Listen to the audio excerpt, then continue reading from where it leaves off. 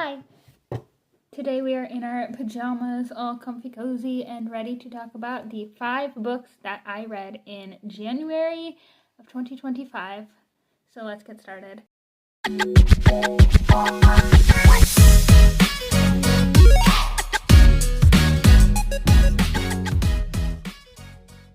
Alright, we're starting off with the first book that I read, which is The Dictionary of Lost Words by Pip Williams. The Dictionary of Lost Words I didn't realize, I looked it up earlier, and it was published in 2020. It's a debut novel, and it is a historical fiction about the making of the Oxford English Dictionary in the late 1800s to early 1900s. And it is from the point of view of the main character, Esme, who is the daughter of one of the men working on the Oxford English Dictionary. She grows up in what they call the scriptorium, which is where they work, and she just grows up around words. The way that the dictionary, gets words is people would send in words and quotes where they saw it.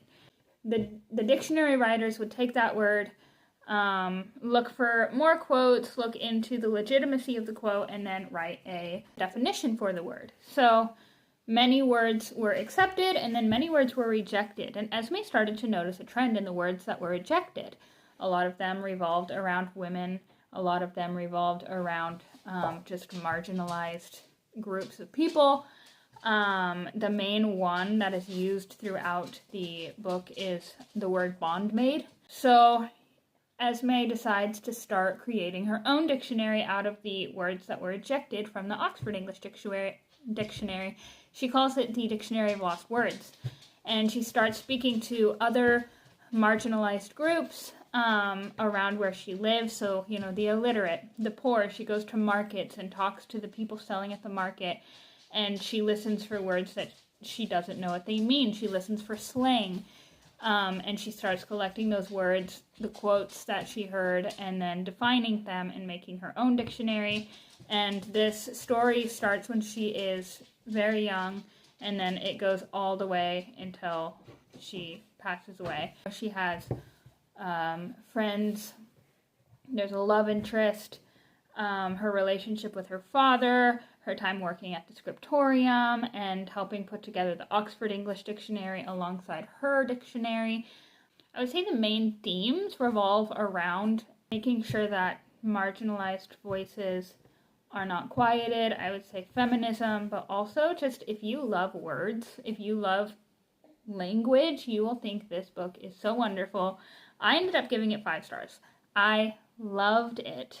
I thought it felt like a book that was written for me. When you come across books that you feel were written, like the author sat down and was like, what would Lucy like to see in a book? And then wrote that. And I've noticed that the books that I feel that way about generally revolve around language, because another book that I loved was If We Were Villains, and that one revolves around Shakespeare. And I am an English major. If you can't tell, I was an English teacher. I was very much drawn to this book. I ended up giving it 5 stars. It made me weep. It made me sob. Especially if you're a mom. There are some parts in this book that I think would really hit you right in the feels, and mine did, for sure. I wouldn't say there was a major, start to finish plot, if that makes sense. It was more of a fiction that followed this girl's life and all of the things that she encountered along the way. If you are someone who likes more plot-driven stories, it may not be for you. If you love character-driven stories, this may be your jam. What? Am I tickling you? You're so sweet. I love you. What was the next book I read? Why don't I remember what it is?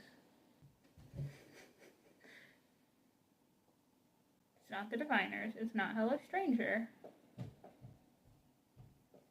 Oh! Okay. The next book I read was The House of My Mother by Sherry Franke. This is a memoir written by one of the oldest daughter of the 8 Passengers family. If you don't follow them, they are a family vlogging family. They went through a very difficult time as the mother was just arrested for child abuse, and the eldest daughter, Sherry, is sharing her story about growing up under her mother, Ruby Franke. I thought this was done very delicately and very intentionally. She left her younger siblings' stories kind of out of it. She didn't even say them by name because she wanted to respect their privacy, because their whole lives have been online. And she wanted to respect their privacy and their ability to tell their own story when and if they choose to when they're old enough. I thought that was very respectful. I've never read a memoir before. This was my first one, and so I now have a desire to read more memoirs because I got through it in one day. I grew up hearing of the 8 Passengers family. I didn't really ever watch them, but I knew who they were. Reading about the behind the scenes of it all was really sad. I'm really grateful that those kids got out of there and that Ruby was arrested because she deserved to be. So then the third book that I read was The Diviners by Libba Bray. The Diviners was recommended to me by my dad. This book, I really appreciated that it was set in the 1920s and they spoke as if it was the 1920s. A lot of books will be set in, 1800s, 1900s, and they won't speak as if they're from that time period. They'll speak in modern language, and I really appreciated that this book used language from that time. This book was about a young girl, she was 17 or 18, named Evie.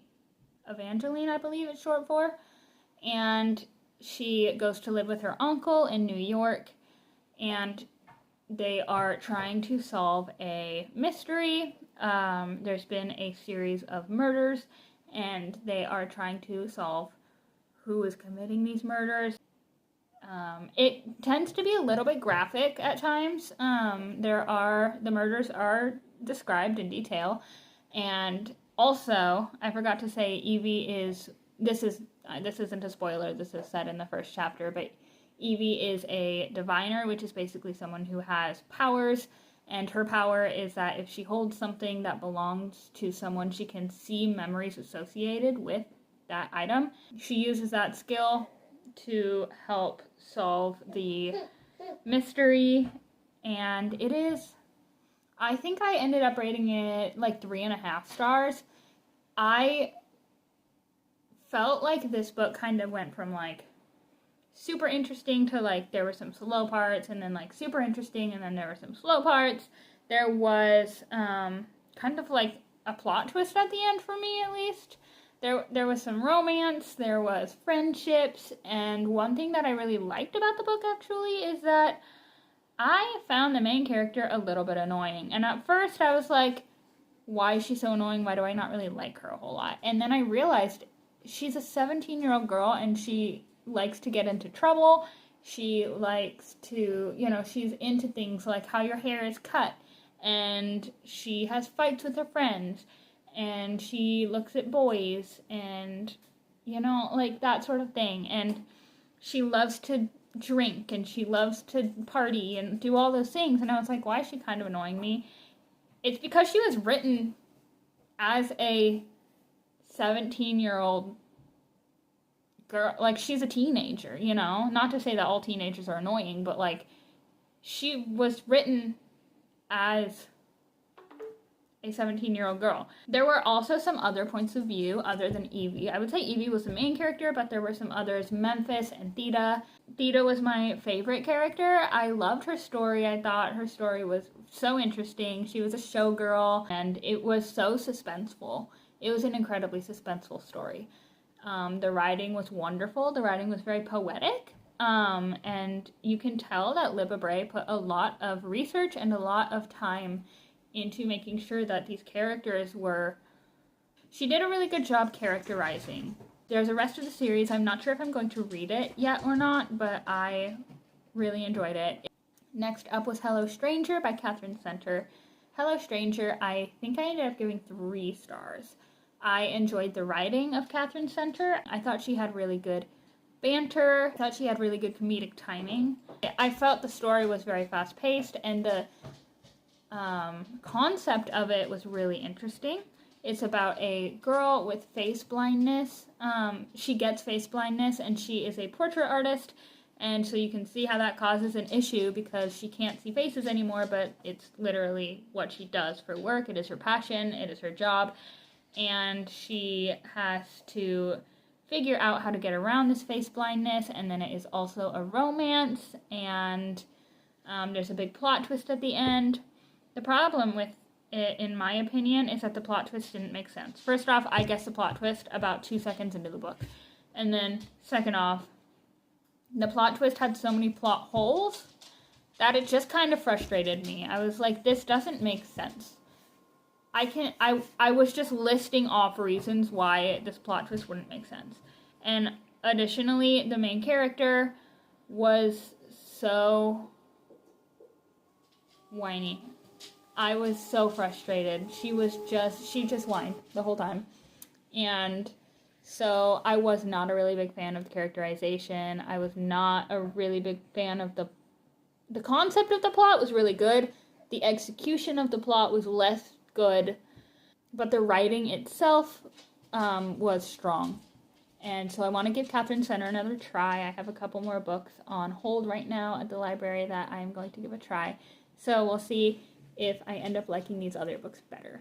Last but not least, I read Funny Story by Emily Henry, and I freaking loved it. I rated it 5 stars.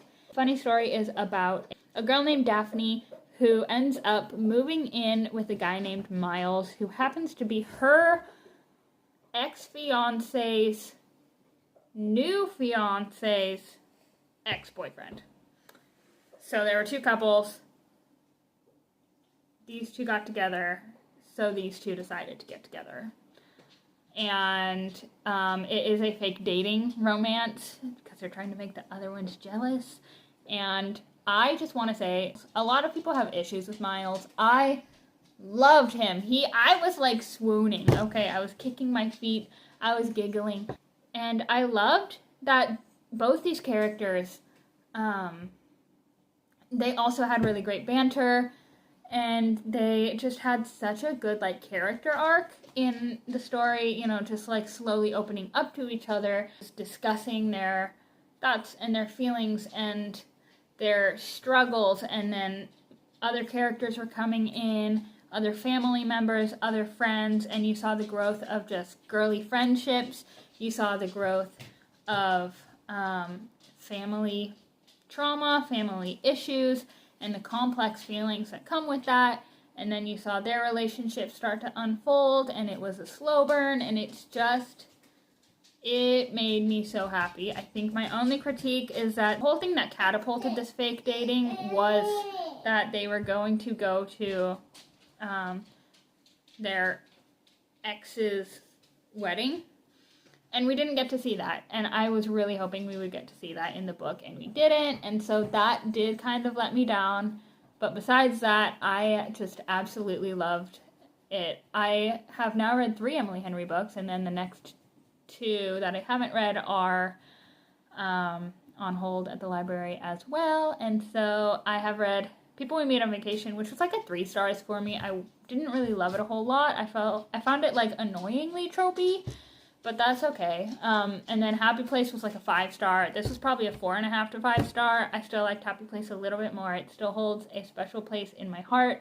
But, I don't know. I loved Funny Story. And I am now in the mood to read more romance, except for the fact that I don't know if any other romance will satisfy me the way that Emily Henry does. And I want to say she's probably up there in like my top 3 favorite authors. So those are the 5 books that I read in January. I hope that provided a little bit of insight into my thoughts and feelings about these books. Maybe it gave you a push to read some of them.